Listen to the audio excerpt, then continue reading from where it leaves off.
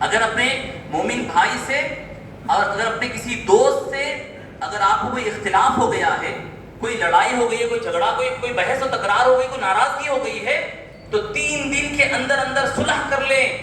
حضور پاک علیہ السلام نے فرمایا کسی مومن کے لیے جائز ہی نہیں ہے، حلال ہی نہیں ہے کہ وہ اپنے مومن بھائی کو 3 دن سے زیادہ چھوڑے رکھے، اس سے اختلاف رکھے۔ 3 دن کے اندر صلح کر لینی چاہیے۔ آج کتنے لوگ ہیں، آپ اپنے دل پر ہاتھ رکھ کر بولیں، کتنے ایسے رشتہ دار ہیں آپ کے جن سے آپ کئی دن گزر چکے ہیں، نہ سلام کیے ہیں، نہ سلام کا جواب دیے ہیں۔ کئی ایسے رشتہ دار ہیں، ان کو نہ آپ اپنے پاس دعوت کو بلائے ہیں، نہ ان کی دعوت کو آپ قبول کیے ہیں۔ کئی ایسے رشتہ دار ہیں جو بیمار ہیں تو آپ ان کی عیادت کے لیے نہیں گئے۔ کئی ایسے رشتہ دار ہوں گے جن کے جنازے پر آپ نہیں گئے ہوں گے۔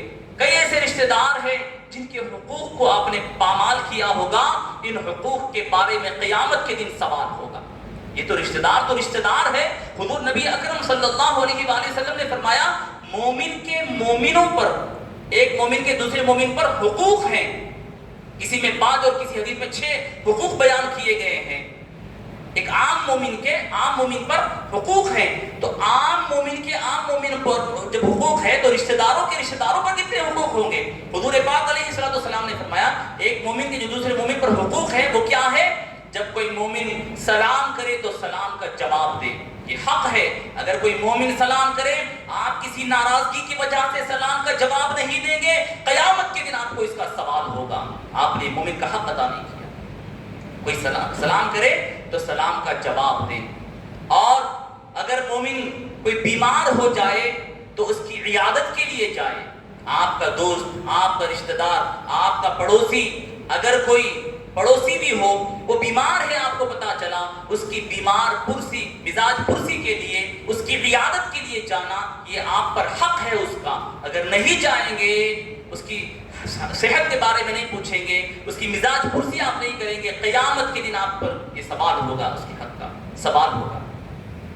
اور اتنی فضیلت ہے مزاج پرسی کی کہ اگر کوئی بندہ کسی مومن بندے کی عیادت کے لیے جاتا ہے، حدیث پاک میں ہے کہ راستے میں فرشتہ اس جانے والے کے راستے میں آ کر کھڑا ہو جاتا ہے، بزبان حال اس بندے سے پوچھتا ہے کہ بندے کہاں کا ارادہ ہے؟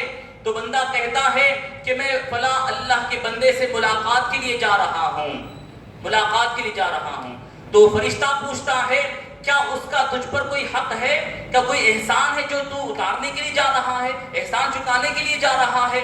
تو بندہ عرض کرتا ہے کہ نہیں، بس میں جو جا رہا ہوں اس لیے جا رہا ہوں کہ وہ ایمان والا بندہ ہے، میرا پڑوسی ہے جی، میرا دوست ہے، بس ایمان کی بنیاد پر میں اس سے ملاقات کے لیے، اس کی مزاج پرسی کے لیے جا رہا ہوں، بس اللہ کے لیے مجھ کو اس سے محبت ہے۔ تو فرشتہ اس وقت خوشخبری دیتا ہے، اے بندے خوش ہو جا، جس طرح تو اس بندے سے محبت کرتا ہے اللہ بھی تجھ سے محبت کرتا ہے۔